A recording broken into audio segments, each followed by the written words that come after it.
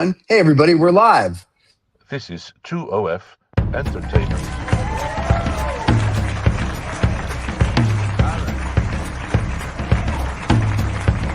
What could be more reprehensible than two old farts? Three old farts featuring Dave and Steven and Greg Shapiro with funny ha-ha.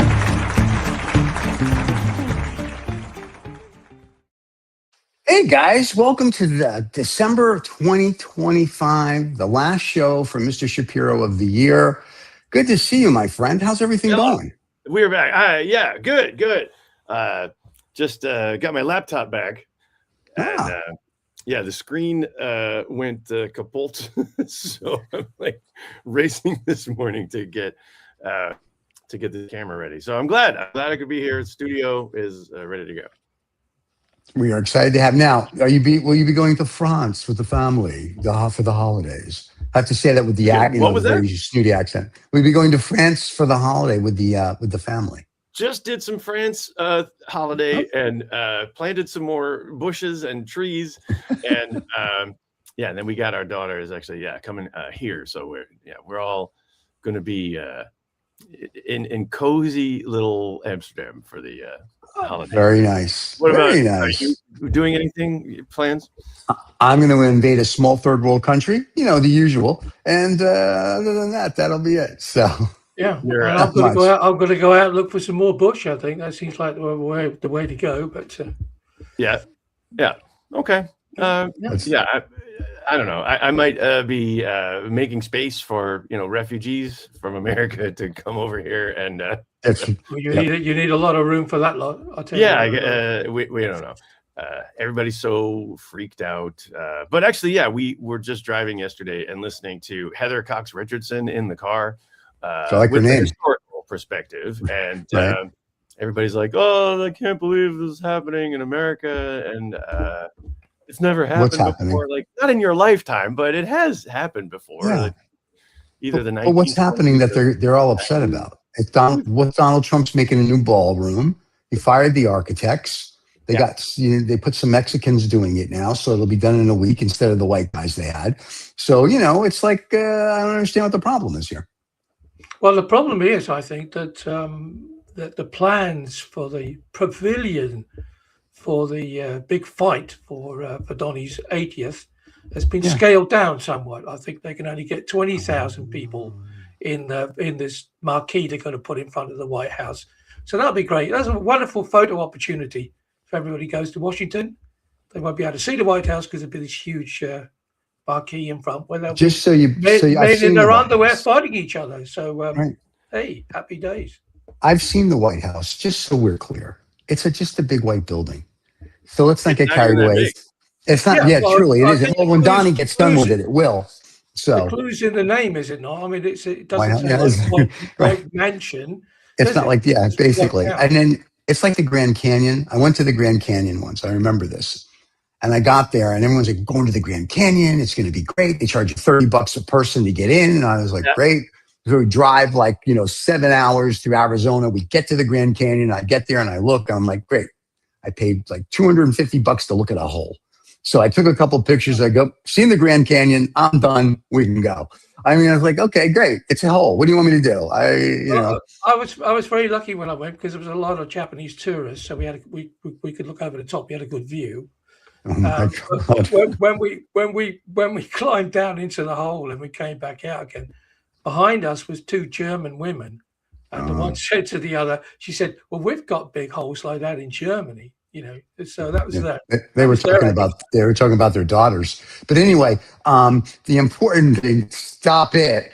Anyway, so it's at the end of the year show, guys. Come on. We got to get the fans riled. So, Mr. Shapiro, tell us what's going on. What would you like to discuss this morning other than some German lady's hole? Well, let's see. It is the end of the year. I saw an article pass by. I think it was a Dutch paper, but they said you could donate if you're interested in making a year-end donation to some charity in terms of like environmental making a difference. There were 6 that they listed.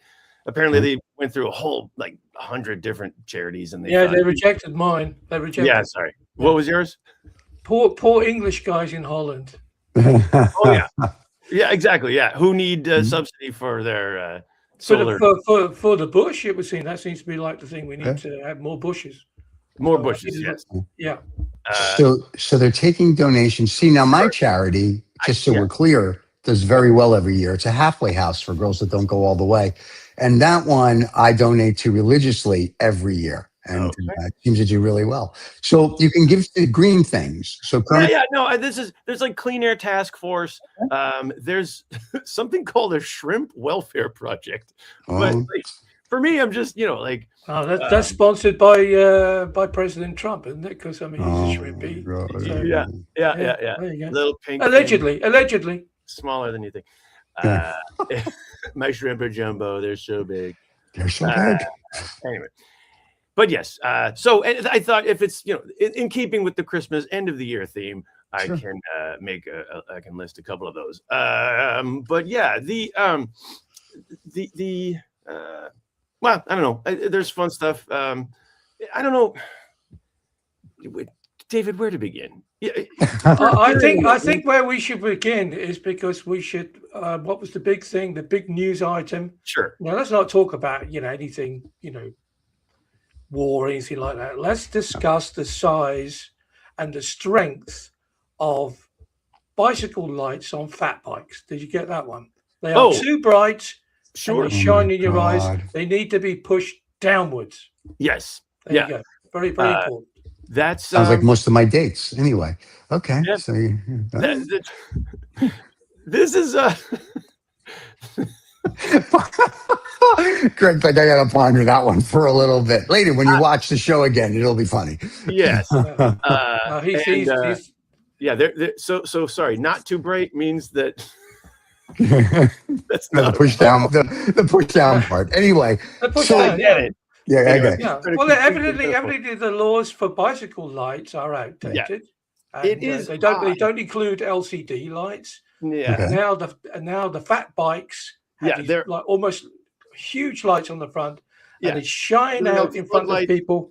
And so they should be dipped, but unfortunately, it's against the law. This is Holland, of course. It's against the law to have your light on your bicycle turned downwards. It has to be by law from 1997.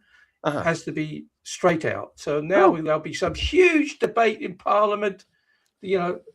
God knows how many committees there'll be to change the law of should it be up or down on your bicycle. Yeah, well, they're debating now about should there be helmets for the fastest of the e-bikes, the fat bikes. The fat bikes, Anyway, these are everyday concerns in the Netherlands. The streets are filled with garbage here in Amsterdam. Which really seems like, yes, there's been a viral video of someone from India, Mumbai. I thought Mumbai was, dirty, but so it's like it's the law of unintended consequences. I'm trying to think if David, your fat bike light. Well, I know you're a lover of fat bikes because you're always in Vondelpark and you love them, don't you? As we all do. Made my peace with fat bikes. So they banned the scooters, and then come the fat bikes, the e-bikes. Yeah. With the fat tires, I hear them coming, and so that's I don't travel around with caliper headphones on, like like Death Wish people do. So I can hear them. That's fine. But anyway, so the law of unintended consequences with Amsterdam, anyway, is that the new deposit scheme for the bottles and cans came into effect a few years ago. And so now the effect is that everybody looking to make a quick buck is going through the public garbage cans and basically ripping them open. But it's not a quick buck, is it? It's a shitload of money that people are pulling out of the garbage. Well, yeah, Yeah. actually, I mean, it was a It takes 5 cents for a can and 15 cents for Yeah. a bigger. You go to the we supermarket. did You go to that the for supermarket, years. and you've got some guy who spends his life sleeping on the streets of Amsterdam or wherever, and Yeah. he's half an hour in front of the old dispenser, the dispenser, literally putting money into it. Yeah. Is that a new thing you guys have? Because we've had that like in New York City since I was a kid. You always got like 10 cents or a nickel for your bottle, and then the cans were 5 cents. Yeah. And so you see these guys with garbage cans full of it, and it's like $30-$40 each thing, and it's like, exactly. That's how they eat. Yeah, and you have to spend it at the location. And then, I, as a consumer, I start getting pissed off when, certain supermarkets are like, well, you didn't buy that bottle at this location. So then they reject your, like, get out of here. Do you want us to call somebody out? Who tells the supermarket? And just general garbage collection. Like if you want to take your proper recycling of a toaster or an old microwave, you have to basically go out of the city and find one of these recycling streets, they call them. Oh, wow. Basically, are you restricted as well, Greg? Because we can go like to these sort of garbage places, recycling centers. Yeah. But I have to have a card, like a credit card that we use to get in. Oh, that's and I'm only allowed to go 8 times a year. Yeah. Oh, that. Yeah. And so it then becomes this argument with the rules. Like what? First of all, you've got a perverse incentive now for every garbage can. Every shopping street in Amsterdam is now flooded with just overflowing. Not only Amsterdam, mate. It's everywhere. And now with the people who do want to do the right thing and put their recycling in the right place, where I don't have a car, I can't get out of the city. I do have a car, but I've been there more than 8 times. So you want to have a can of paint. What do I do with it? I mean, they punish you for taking it to the right place. And so most people just dump it in the friggin' canal anyway. So there's a shop now. Okay. There's a Dutch entrepreneur who has seen all of this chaos and thought opportunity. So it's called Droppy. And it is it's a garbage store.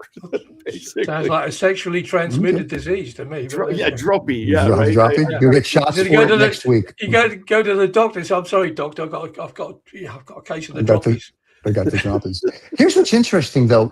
And we all make fun of the orange man because there's so much to make fun of him. Sure. But when you look at all of this, which we all know recycling is BS, by the way, right? Because when they go to the trash dump, it all goes into the same pile, right? So it's very nice that they're giving people whatever. But here's what's funny. When he said, like, enough of this ridiculous and pulled out of the COP 20 and all this other things, I'm thinking to myself, I'm to a point, I'm a big, like, yes, we should save the planet. And to another point, I look at it and go, you know what? Not the dumbest move in the world, because it's such a scam. It was like ESG for a while. Like everybody had ESG, right? Environmental and this and that on there. And now nobody does it and nobody cares. And it's kind of like the environment thing. So when I was a kid, and I'm older than both of you because I remember when the earth cooled. But when I was a kid, I remember they the planet by the year like 1999 done. We're going to all die. We didn't die. Also, in the 70s, we had the oil shortage. There's no more oil. You're all going to die. You better get solar and wind, right? There's a whole river of oil in the planet that probably is never going to run out. So I think what's happening is for all of Donnie's problems and issues and whatever, right?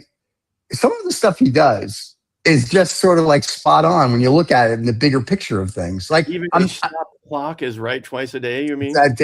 Basically, like a blind squirrel finds nuts every now and then. And I'm not talking about Melania, but I'm just saying it's just that if you think about some of the stuff he does, I think he's onto the scam. I mean, he's like, this is a scam. So instead of just coming out and telling the American people it's a scam, he's just like, I don't believe it. Okay. And yes, there's science behind, but it's just the way he does it. But I'm thinking, Donnie may not be as dumb as we think, because what you guys are saying is as dumb as you think, and the person whose idea you're crediting is the one who talked to Donald 5 minutes before Donald made his. Well, I mean, that's right. And so I want to thank the people that bring him his breakfast every morning. That's right. So. I and it's pretty easy to follow the money. Anyway, I do have a question about that. Sure. Stephen, anyway, I do. Well, You're in Amsterdam. You're safe. I'm the one who has to worry. I'm here in Monte Carlo. I'm in Monte Carlo. We're good. I want to go like national security strategy, or do I want to go to? I don't know who wrote that thing. It wasn't Marco Rubio. That's clear. Right. But just like Marco can't spell. Doing immigration, Russell Vought is doing shrink the government. Who's doing foreign policy? Is it Steve Bannon, or is it JD Vance, or is it Peter? No, it sounds like it's his kid. It's son-in-law. Jared seems to be doing foreign policy. He went to UAE to hang out with the Russians. Well, good old, not elected representative. Well, anyway, is it interesting to circle back to the Netherlands and to environment that now that basically the new national security strategy of the United States is. Right. Russia should have Europe, and America gets Latin America, South America. Right. That's basically, so you see it happening with Venezuela. Yep. But meanwhile, the Netherlands has 3 Caribbean islands, and they are right off the coast of Venezuela. Yep. And there have been a lot of fishing boat incidents lately. So I thought it was interesting that the Netherlands has proven to the U.S. military that these boats are not smuggling fentanyl into the United States. They're smuggling cocaine into the Netherlands. Please stop. We need our cocaine. There are okay. But so anyway, the Netherlands has now signed up for to co-sponsor this fossil fuel phase-out summit next year in Colombia. Okay. And they're talking about coal, mostly at the biggest coal port, I think, or South America's biggest coal exporting port is in Colombia. And so that's where they're going to locate this thing. Sure. Coal. And it's anyway, but so, it's interesting how the Netherlands is stepping up. Now, the Netherlands putting itself in the line of fire with, first of all, the national security strategy of, America gets colonialism again for South America. But also at these islands, it's the Netherlands has more skin in the game with South America than I would have expected. But anyway, isn't that a good thing though? All these unemployed people painting cocaine black to make it look like coal. That's. I have to put up with this daily. So, here's where America is painting candy with lead paint to make it look more. That was the 1890s, and they putting chalk in the milk to make it seem more. Yeah. Anyway, that's arsenic in the Oreos. Whatever. Then we'll realize, we've been here before. The best part is when Coca-Cola had real Coke in it back in the 1920s and 30s. Yeah. So, I'm saying, Donnie, if you're trying to bring it back to colonialism, I'm just trying to help you. Here's the thing. If America takes over South America, it's no big deal. Everyone speaks Spanish here anyway. Now, Canada, I'm not sure what you can do with them. Bunch of pussies. Now, and then Russia's not going to take over squat because everyone who lives in Europe is like, hey, Putin, bite me. So that's a bigger problem for them. Even if he rolls through the Ukraine, which, listen, they have an army of 6 people and 3 guys with a baseball bat that are holding them all off. So probably not happening. Right. And the Nazis, if it's world domination, they want to play. So that's not happening. And the British, they're screwed. Okay. They just think they're important. So. Right. And then the other thing is you have China that's eyeing Taiwan, daily. And the FT keeps running articles. If China invades Taiwan, this is what it's going to look like. I'm like, can you stop helping them? Let them figure stuff out on their own.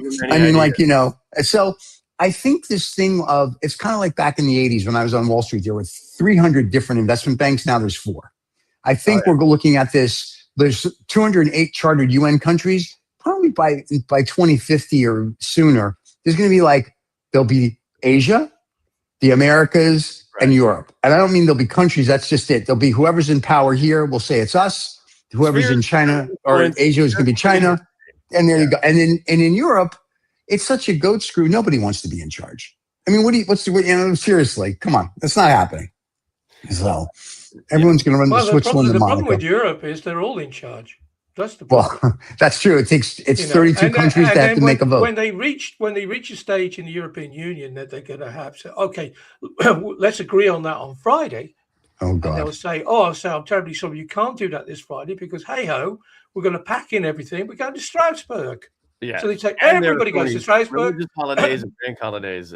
Yeah, and then they have to go to Strasbourg. And then when they decide in Strasbourg, okay, let's agree on something. Well, can't do that because we're packing everything up. We're going back to Brussels. Yeah.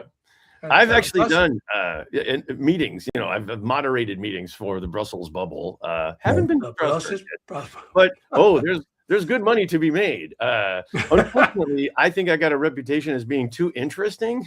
So oh, God. How do we make these panel discussions less boring? How can that be a criteria of not to employ you? They get in trouble if it's not boring. So we can't have Mr. Shapiro. He's way too funny. He's too interesting. Yeah, sorry, he's a comedian. It's actually on his business card. That's right. He's too funny. He's too funny. But it says entertainer. So there's a reason it says entertainer on my business card. When you hire me, it says you're hiring a comedian. But no, don't worry about that because you can't read. No, it's just the world is like I read the FT in the morning or the Journal or the Times, and I just start chuckling because I'm like, seriously? Yeah. There's like at the end of the day, we all joke when we're having meetings. It's like we're all going to die. It doesn't matter. Like enough of the foolishness already. And I'm now. On the 19th of December, that alien spaceship A31-6-4-7, the people that are coming to say hello to me for the holidays from Pluto is coming. I think it's AI3 or something.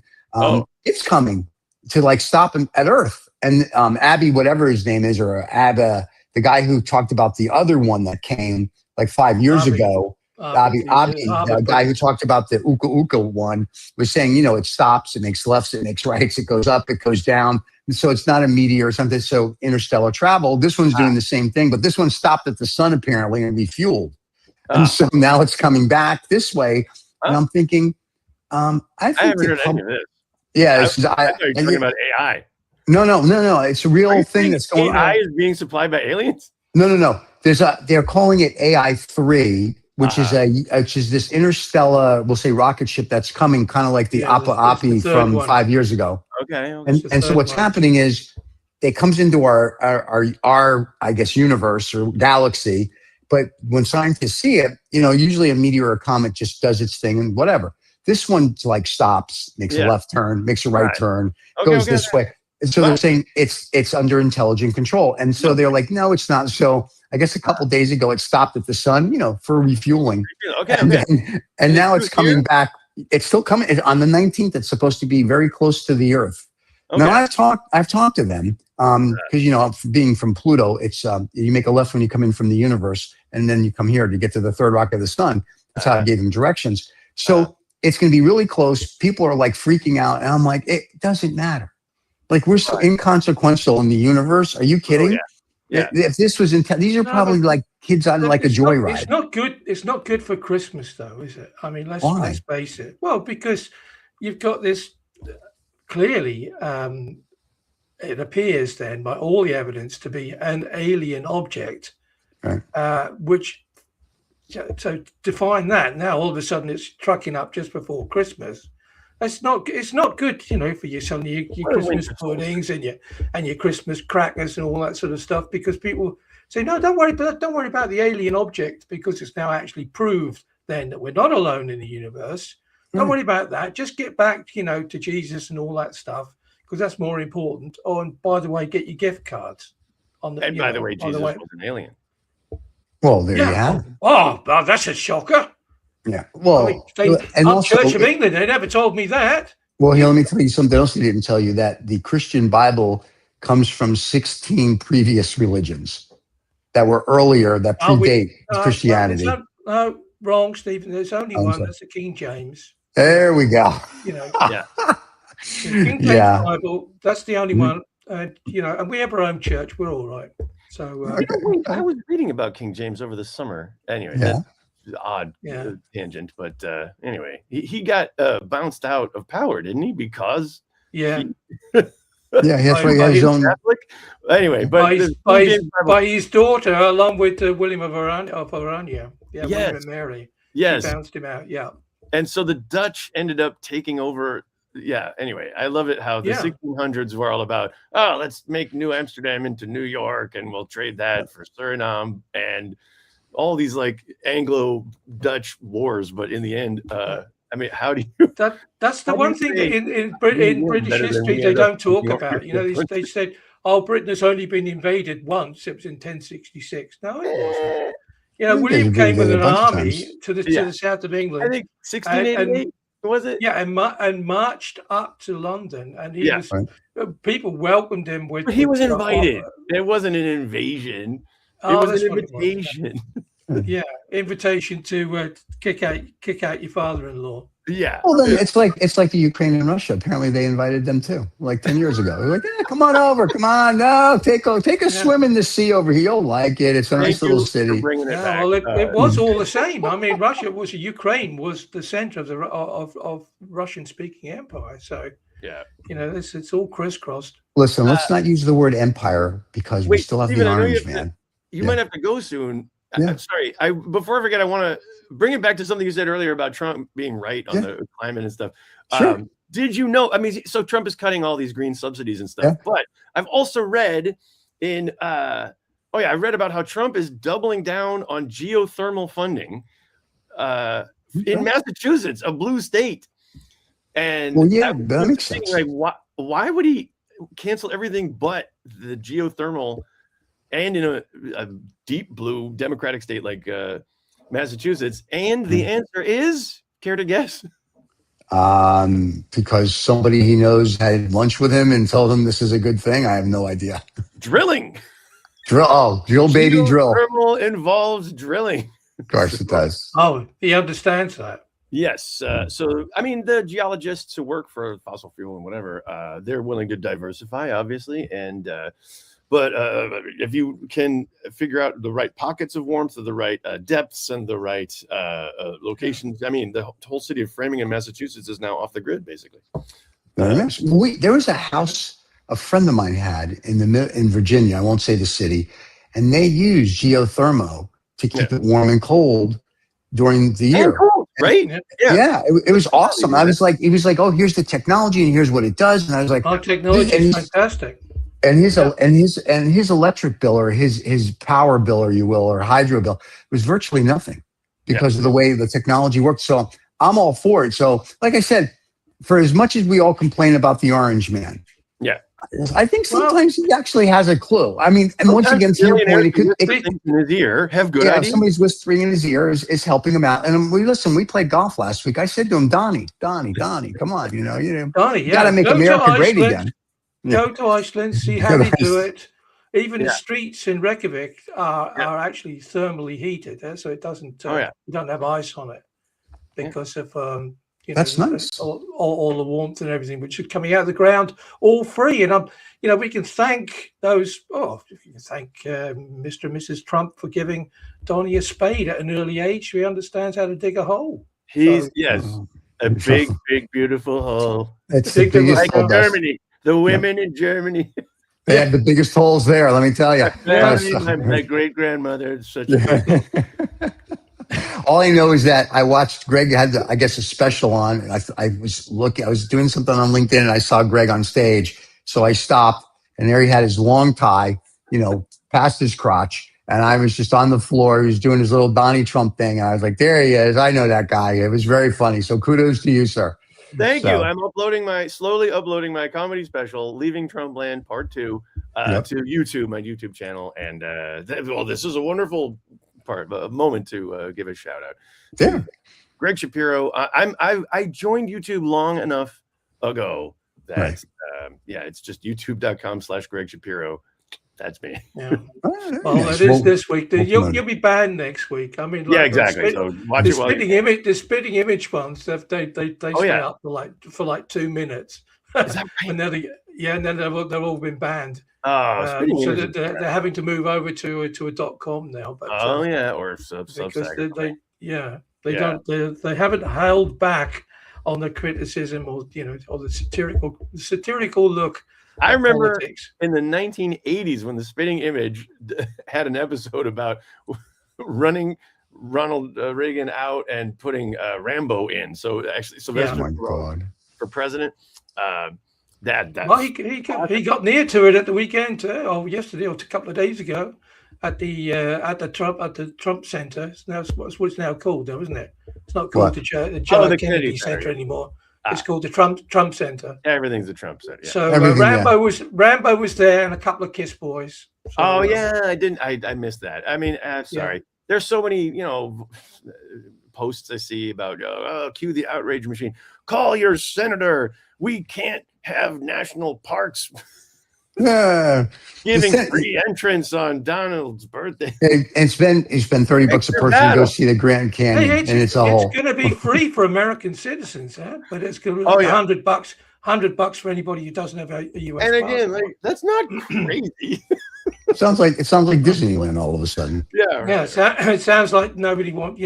America doesn't want any tourists. That's also true. But I mean, anyway, I should wrap it up as well, gentlemen.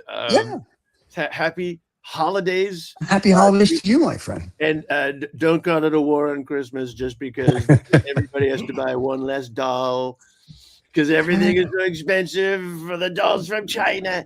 Oh, God. Now, before you leave, are you doing the next show? Greg will be here is, I think, on the 7th of January in 2026. It's the new year. Yeah. Before you go, is there any gigs you're doing between now and then that you need to give a shout out to get? Sure. I mean, it looks like I will be continuing at Boom Chicago with Very nice. a monthly pub quiz show, which is got a great review, lots of fun. Starting up a new, open mic in Amsterdam. I'm doing something called Greg Shapiro Saves the Climate in the little town of Haarlem. Very nice. On the 19th coming up of December already. So I'm busy enough doing stuff. Try to post them on my website. I hope you got a day free because I've already I've spoken to FIFA and they're going to give you an award. I love it. Because you need a FIFA award. Yes. For the climate probably. Oh. You can't have the peace one because somebody else has got that. We won't discuss the Orange Man's Award because there's not enough time in the show, even if it was 4 hours long. Greg will have you get one from FIFA. It's a wonderful participation trophy. It's a participation trophy. But here's the funny thing: before we do go, if Trump really does get peace in the Middle East, I say he should get the Nobel Peace Prize. Yes, absolutely. Give him the friggin' medal. Give him a real one, not the fake one from some football club that he doesn't even watch. It's a great idea. No one wants to live in the Gaza Strip. We're going to put them in the Negev Desert where they can do whatever the hell they want. We're going to casinos. Gaza is going to be a great, great development property. You're going to have Saudi princes and Jared giving a great Trump golf course where Gaza used to be. And it's going to be peace. Or you're going to get a piece. And what about and a piece? He's one down with Thailand and Cambodia. He'll have to take that off his list now. That's China's problem. It just leaves. What does it leave now? It leaves Finland and some other strange country that's at war with each other, which he's going to solve. There you go. Donnie's going to bring peace. Yeah. Well, let's leave it with this. Peace on something. Anyway, everybody have a happy, healthy. Always, Greg, good to see you in 2025. We'll see him in 2026, everybody. If you're in Amsterdam, go catch him wherever he is. Or go to his YouTube channel and you can see his special, which is very funny. We haven't seen it. He just told us about it. But it's very funny. Go do that. And then we'll see him here next month and we will discuss whatever the news of the day is that just we feel like it. And don't forget to subscribe and like to the channel. And we'll see everybody next year. Have a happy, healthy, everybody. Cheers. Yeah. And keep your lights dimmed. That's what I'm saying. Here we go, kids. Bye. Bye-bye.